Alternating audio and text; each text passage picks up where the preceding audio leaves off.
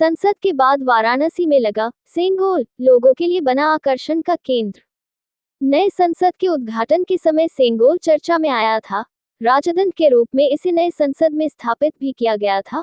उस दौरान ये पूरे देश में चर्चा का विषय बना था। लेकिन इन दिनों ये सेंगोल वाराणसी में आकर्षण का केंद्र बना हुआ है, जहां लोग इसे देखने के लिए नमो घाट पहुंच रहे हैं। सेंगोल को वाराणसी में काशी तमिल संगमम में स्थापित किया गया है। इसके लिए बाकायदा एक अलग से स्टॉल बनाया गया है, जिसमें सेंगोल के प्रतीक रूप को स्थापित किया गया है। ये रेप्लिका हुबहू सेंगोल की तरह बनी हुई है। 5 फीट के इस रेप्लिका चांदी और सोने के मिश्रण से तैयार किया गया है और सबसे ऊपर नंदी जी विराजमान है। इस सेंगोल के रेप्लिका को काशी तमिल संगमम में स्थापित करने का उद्देश्य आने वाले युवाओं को राजधर्म की संस्कृति और परंपरा को जानने के लिए है, ताकि युवा इसे जान सके और समझ सके, करीब से उसे देख सके। इस सेंगोल के साथ इसका पूरा विवरण लगाया गया है। सेंगोल का राजा महाराजाओं के दौर के साथ संसद तक पहुंचने की पूरी कहानी भी लिखी गई है। इसी के साथ पीएम मोदी द्वारा इसे संसद में स्थापित करने का चित्र प्रदर्शनी भी लगाई गई है, ताकि यहां आने वाले युवा अपने धार्मिक इतिहास को जान सके और जाने कि कैसे ये सेंगोल राजधर्म का प्रतीक होता था, जिसे पीएम मोदी ने फिर से जीवंत किया। सेंगोल की तरह ऐसे कई इतिहास हैं जो हमारे धार्मिक और संस्कृति के पन्नों में दब गए थे, लेकिन सेंगोल के एक बार फिर से संसद में स्थापित होने के बाद धार्मिक इतिहास का उदय हुआ। उसी इतिहास को आज के युवा तक पहचाने के लिए सेंगोल की रेप्लिका को वाराणसी के नमो घाट पर काशी तमिल संगमम में लगाया गया है। सेंगोल के बारे में क्या बताया सुजीत चौबे ने, आप भी सुनिए।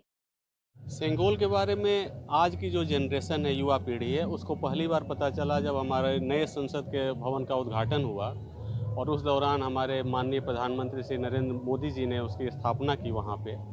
तब आज की युवा पीढ़ी को सेंगोल के बारे में पता चला। इससे पहले आज की जो जनरेशन है उसको सेंगोल का शायद नाम भी उसको पता नहीं था। जब नए संसद भवन के उद्घाटन के अवसर पर उस सेंगोल की पूजा हुई और सबके सामने वह सेंगोल आया, तो एक चर्चा छिड़ी कि आखिर यह सेंगोल है क्या, कहाँ से आया है, इसकी परंपरा क्या है।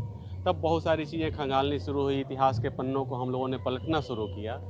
और जब आप इतिहास में जाते हैं तो जो लेटेस्ट हमको मिलता है वो चोल डायनेस्टी के समय से इसका उल्लेख हमको मिलता है। लगभग 11वीं सेंचुरी एडी की शुरुआत से, जब चोल साम्राज्य की स्थापना होती है। लेकिन चोल साम्राज्य के समय से ही यह सेंगोल हमारे सामने नहीं है, उससे पहले भी राजदंड और धर्मदंड के स्वरूप में यह महाभारत और रामायण काल में भी इसकी चर्चा हमको विभिन्न प्रसंगों में मिलती है। इवन महाभारत के शांति पर्व में भी जब युधिष्ठिर का राज्याभिषेक होता है तो वहाँ भी हमें राजदंड का उल्लेख मिलता है। आखिर सेंगोल है क्या? सेंगोल के नाम के आपके सामने एक छड़ी प्रदर्शित की गई है। उस छड़ी के ऊपर आप ध्यान से देखेंगे तो नंदी की आकृति बनी हुई है। नंदी एक गोलाकार आधार पर बैठे हुए हैं और उस गोलाकार आधार के नीचे एक गेंद के नुमा संरचना बनी हुई है।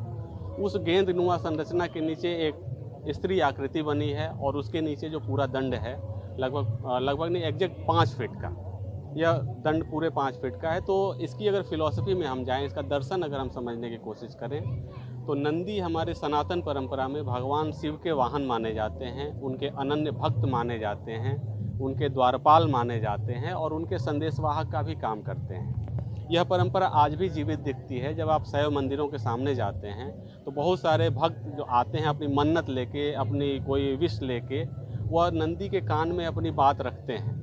तो उनकी ये मान्यता है कि नंदी से अगर हम अपनी कोई मनोकामना कहते हैं तो वह शिव के पास बहुत तेज़ी से पहुंचेगी और हमारी मनोकामना बहुत जल्दी से पूरा होगी। लेकिन सेंगोल के संदर्भ में जो नंदी का उल्लेख आता है या नंदी की जो स्थापना हमको सेंगोल के सबसे ऊपर दिखती है, तो नंदी वहाँ पर धर्म के प्रतीक माने गए हैं।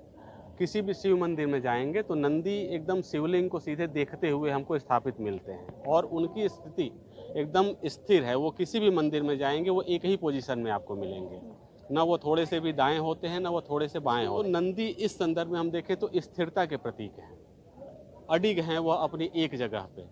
न्याय के प्रतीक नंदी को माना गया है, धर्म का प्रतीक यहाँ पे माना गया है, नीति का प्रतीक माना गया है और सबसे महत्वपूर्ण बात कि समर्पण का प्रतीक माना गया है कि शिव के सामने नंदी अपना सर्वस्व समर्पित करके निस्वार्थ भाव से उनकी सेवा और उनकी भक्ति में लीन रहते हैं। तो यह नंदी यहाँ पे बने हुए हैं। तो यह प्रतीक है कि जिस राजा के हाथ में यह राजदंड या सेंगोल या धर्मदंड जाता है, वह इस नंदी की भांति ही अपनी न्याय परंपरा में स्थिर रहेंगे, अपने धर्म के रास्ते पे चलेंगे, अपनी प्रजा के खुशहाली के लिए काम करेंगे और सबको एक समान भाव से देखेंगे। यहाँ लगाने के पीछे का उद्देश्य? यहाँ लगाने के पीछे इसका उद्देश्य ये है कि हमारे आज की जो पीढ़ी है वह इस सेंगोल को देखे, इसको जाने और इसके पीछे जो दर्शन छिपा हुआ है, जो न्याय का, धर्म का, समर्पण का, इन सब जो नैतिक हमारे मूल्य हैं उनके बारे में जाने और इससे कुछ सीखने की कोशिश करें।